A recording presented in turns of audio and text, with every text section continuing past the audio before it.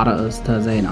የአገዛዙ ወታደሮች የቃና ዘገሊላን በዓል ለማክበር በወጡ የክርስትና እምነት ተከታዮች ላይ በከፈቱት ተኩስ የአንድ ሰው ሕይወት ሲያልፍ በርካታዎች መቁሰላቸው ታወቀም።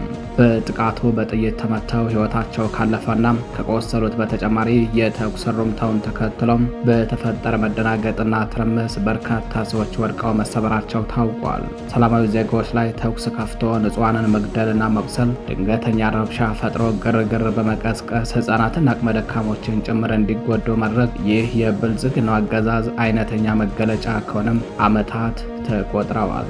መረጃውን በተንቀሳቃሽ ምስል አስደግፈን በዝርዝር ይዘነዋል፣ ታደምጡታላችሁ። በሌላኛው መረጃችን ፋኖ በፈጸመው የላውንቸር ጥቃት አንድ ተሽከርካሪ ሙሉ የአገዛዝ ወታደሮች ተደመሰሱ። ከመርሳ አባጌትዬ ወደ ደሴ በተሽከርካሪ ሲንቀሳቀሱ በነበሩም የአገዛዝ ወታደሮች ላይ ፋኖ በፈጸመው የላውንቸር ጥቃት በርካታ ወታደሮች ሲገደሉ፣ ቀሪዎቹ ቁስለኛ ተደርገዋል። ተሽከርካሪዎቹም ዶግ አመድ ሆነዋል። ፋኖ የአንድነቱን ችቦ ከለኮሰ በኋላ በአገዛዙ ወታደሮች ላይ እየወሰደ የሚገኘው እርምጃም እጅግ እየጠነከረ መምጣቱ ነው የተነገረው። መረጃውን በዝርዝር አጠናቅረነዋል፣ ታደምጡታላችሁ። ሰላም ጤና ይስጥልኝ። የተከበራችሁ የመረብ ሚዲያ ቤተሰቦች እንደምንዋላችሁ፣ እንደምናመሻችሁም ከመረብ ሚዲያ የዛሬ ጥር 14 2018 ዓ.ም የምሽት መረጃዎችን አጠናቅረን ይዘን ቀርበናል። መረጃዎቻችን ለብዙዎች ተደራሽ እንዲሆኑ ቻናሉን ላይክ፣ ሰብስክራይብ እንዲሁም ሼር ማድረጋችሁን እንዳዘነጋውም አብራችሁን ቆዩ።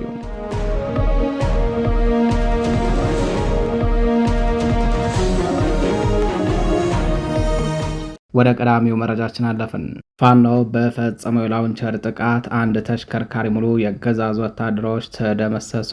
ከመርሳ አባጌትዬ ወደ ደሴ በተሽከርካሪ ሲንቀሳቀሱ በነበሩ የአገዛዙ ወታደሮች ላይ ፋኖ በፈጸመው የአርፒጂ ወይንም የላውንቸር ጥቃት በርካታ ወታደሮች ሲገደሉ፣ ቀሪዎቹ ቁስለኛ ተደርገዋል። ተሽከርካሪዎቹም ዶግ አመድ ሆነዋል። በአማራ ፋኖ ብሔራዊ ንቅናቄ ምስራቅ አማራ ቀጠና ምኒልክ ዕዝ ስር ምስራቅ አማራ ኮር አንድ የባለሽርጡ ክፍለ ጦር ሜካናይዝድ ምድብተኞች በጠላት ላይ የላውንቸር ጥቃት መፈጸማቸው ታውቋል። ዛሬ ጥር 14 2018 ዓ.ም ማለዳም የብልጽግና መከላከያ ሰራዊት በአንድ ተሳቢና አንድ ሲኖትራክ እንዲሁም በአንድ ፓትሮል ተሳፍሮ ከመርሳ አባጌትዬ ወደ ደሴ እየተጓዘ ባለበት ነው ከመርሳ ከተማ በቅርብ ርቀት ልዩ ስሙ ሊብሶ ኤላ በተባለ አካባቢ ላይ ከባድ የላውንቸር ጥቃት የተፈጸመበት። በዚህ 100% ኢላማውን በጠበቀም የአርፒጂ ወይንም የላውንቸር ጥቃት በተሽከርካሪዎቹ ተጭኖ የነበረው የአገዛዙ ኃይል ሙሉ በሙሉ ተደምስሷል። በዚህ የላውንቸር ጥቃት በርካታ የአገዛዙ ወታደሮች ሲደመሰሱ፣ ቀሪዎቹ በከባድ ሁኔታ ቆስለው በ10 ተሽከርካሪ ወደ መርሳ ሆስፒታል ሲጋዙ መዋላቸው ታውቋል። በዚህ ጥቃት ከተደመሰሱ የአገዛዙ ወታደሮች መካከል ለጊዜው ስማቸው ያልታወቀ ከፍተኛ አመራሮች እንደሚገኙበት ተጠቁሟል። በጥቃቱ ሙትና ቁስለኛ ከተደረጉት የአገዛዙ ወታደሮች በተጨማሪ ተሳፍረውባቸው የነበሩ ተሽከርካሪዎችም መውደማቸው ነው የታወቀው። በፋኖ ምት የተበሳጨው የጠላት ብልጽግና ሰራዊት ንጹሃን ወገኖችን ኢላማ በማድረግ የአርሶ አደሮችን ሕይወት ሲቀጥፍና በመንገድ እያስቆመ በመደብደብ ንብረትም ሲያወድም ውሏል።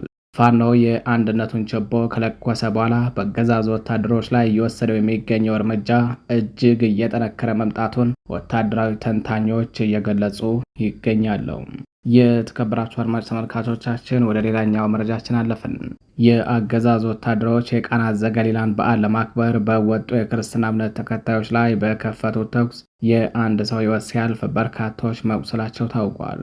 በጥቃቱ በጥይት ተመተው ሕይወታቸው ካለፈና ከቆሰሉት በተጨማሪ የተኩስ ሩምታውን ተከትሎ በተፈጠረ መደናገጥና ትርምስ በርካታ ሰዎች ወድቀው መሰበራቸው ታውቋል። ሰላማዊ ዜጎች ላይ ተኩስ ከፍቶ ንጹሐንን በጅምላ መግደል፣ ማቁሰል፣ ድንገተኛ ረብሻ ፈጥሮ ግርግር በመቀስቀስ ሕፃናትና አቅመ ደካሞችን ጭምር እንዲጎዱ ማድረግ ይህ የብልጽግናው አገዛዝ አይነተኛ መገለጫ ከሆነም ዓመታት ተቆጥረዋል። በምዕራብ አማራ ጎጃም ቀጠና ባህር ዳር ዙሪያ የአገዛዙ ወታደሮች የቃና ዘገሊላን በዓል ለማክበር በወጡ የክርስትና እምነት ተከታዮች ላይ በከፈቱት ተኩስ የአንድ ሰው ሕይወት ሲያልፍ በርካቶች መቁሰላቸው ታውቋል። በኦርቶዶክስ ሃይማኖት ተከታዮች ዘንድ በታላቅ ድምቀት ከሚከበረው ጥር 11 የጥምቀት በዓል ማግስት የቅዱስ ሚካኤል ጽላት በሚነግስባቸው አካባቢዎች የቃና ዘገሊላ በዓል በድምቀት ይከበራል። በዚህ በዓል ላይ ነው ሚኒሻ የተባሉ የብአዴን ተላላኪውን ወታደሮች የተኩስ ሩምታውን የከፈቱትም። በባህር ዳር ዙሪያ በደብረ መንክራት ናንጊያ ቅዱስ ሚካኤል ጽላት ከጥምቀተ ባህር ወደ ደብሩ ሲሸኙ በነበሩ ምዕመናን ላይ ነው ተኩሱ የተከፈተው።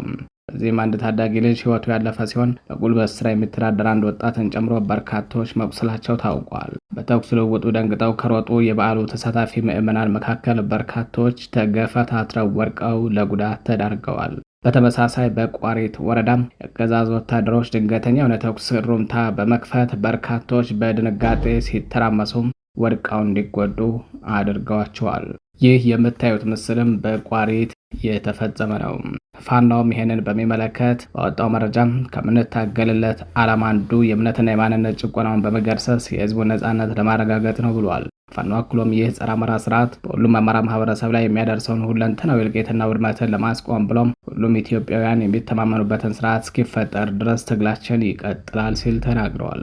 በተመሳሳይ በዕለቱ የክልሉ ርዕሰ መዲና በሆናቸው በባህር ዳር ከተማን ጨምሮ በላሊበላ ከተማና በሌሎች ከተሞች የቃና ዘገሊላ በዓልን ለማክበር በወጡ ምዕመናን ላይ የአገዛዙ ወታደሮች ድብደባና እስር እንደፈጸሙ በወቅቱ መዘገባችን አይዘነጋም። ከተደበደቡ ምዕመናን በተጨማሪ በርካቶች በጅምላ ታፍሰው ለእስር ተዳርገው እስካሁን ፍርድ ቤት አለመቅረባቸውን የታወቀው የክልሉ ርዕሰ መዲና በሆነችው ባህር ዳር ከተማና በምስራቅ አማራ ቀጠና በቅዱሱም በንጉሱም ሀገር በታሪካዊቷ ላሊበላ ከተማ እንዲሁም በሌሎች የአማራ ክልል ከተማዎች ጥር 12 2018 ዓ.ም ከረፋር ጀምሮ አገዛዙ ወታደሮች በዓሉን ለማክበር በተሰባሰቡ ምዕመናን ላይ ድብደባ የፈጸሙ ሲሆን በተጨማሪም በርካቶችን በጅምላ አፍሰው ማሰራቸውን የዓይን እማኞች ለጣቢያችን መግለጻቸው ነው በዕለቱ ዘግበን የነበረው።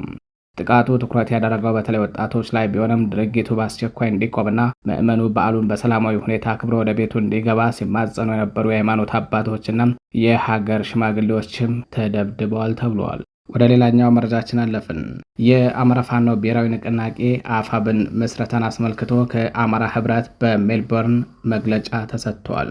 መግለጫው እንደሚከተለው ይቀርባል። የአማራ ፋኖ ብሔራዊ ንቅናቄ አፋብን ምስረታን አስመልክቶ ከአማራ ህብረት በሜልበርን የተሰጠ መግለጫ የአማራ ህዝብ አባቶቹ በመሰረቷትና ዋጋ ከፍለው ባቆዩት ሀገሩ ላይ የመኖር መብቱ ተገፎና ባይተዋር ሆኖ አገዛዙ እያደረገ ባለው ዘር ተኮር ጥቃት ለህልውና አደጋ መጋለጡን ተከትለው የተጀመረው የህልውና ትግል ብዙ ፈተናዎች ቢኖሩበትም አሁን ላይ ትግሉ አድጎና ጎልብቶ በቀጠናው ጠንካራ ተገዳዳሪ ኃይል ሆኖ መገኘቱ ለመላው የአማራ ህዝብና የትግሉ ደጋፊዎች ትልቅ ኩራት ነው።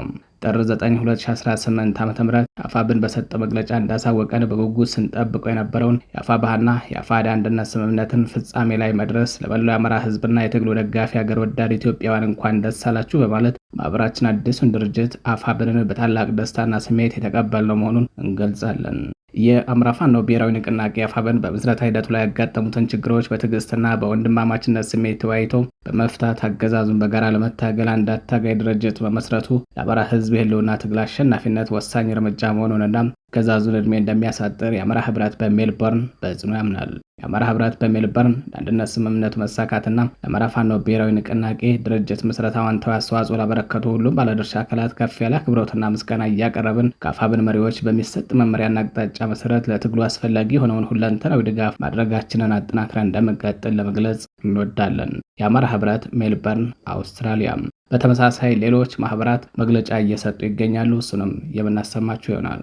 የአማራ ፋኖ ብሔራዊ ንቅናቄ አፋብን ምስረታን አስመልክቶ ከአማራ ማህበራት የጋራ ትብብር ተቋም መግለጫ ወጥቷል። መግለጫው እንደሚከተለው የሚቀርብ ይሆናል። እኛ ላለፉት ብዙ ወራት በዓለም አቀፍ ደረጃ በአማራ ማህበራት የጋራ ትብብር ተቋም ጥላ ስር የተሰባሰብን የአማራ ማህበራት ለወራት በጉጉት ስንጠብቀው የነበረውን የአማራ ፋኖ አንድነት ተቋም መስረታን እውን ስላደረጋችሁ ወደር የሌለው ደስታችን ለመግለጽ እንወዳለን። ለአማራ ዲያስፖራ ያስተላለፋችሁትን መልእክት በጥሞና አንብበን ተረድተናል። በሁሉም የፋኖ አመራር ሙሉ ስምምነትና ይሁንታ የተመሰረተው የአንድነት ድርጅት አፋብን አማራን ከመጥፋት አድኖ የነበረውን ክብርና ሞገስ ለመመለስ በሚደረገው ተጋድሎ በማንኛውም ረገድ ድጋፍ እንደምናደርግና ከጎናችሁ እንደምንቆም መግለጽ እንወዳለን። በተጨማሪ ማንኛውም ትብብርን በሚመለከት በአደረጃጀታችሁ መሰረት ከሚመለከተው አካል ጋር ለመወያየት በማንኛውም ሰዓት ዝግጁ መሆናችንን ማሳወቅ እንወዳለን።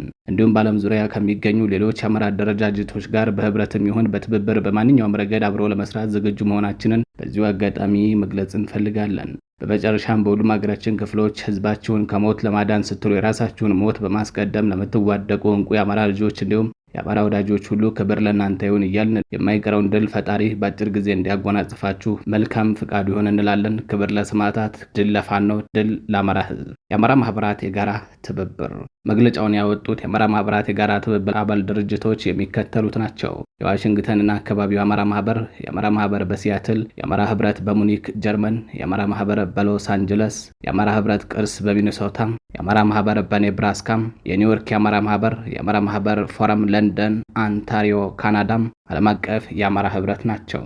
የተከበራችሁ የመረብ ሚዲያ ቤተሰቦች ለዛሬ ጥር 14 2018 ዓ.ም ለምሽት ይዘናቸው የነበሩት መረጃዎቻችን እነዚህን ይመስላሉ። መረጃዎቻችን ለብዙዎች ተደራሽ እንዲሆኑ ቻናሉን ላይክ፣ ሰብስክራይብ እንዲሁም ሼር ማድረጋችሁን እንዳዘነጉም ቸር ቆዩ።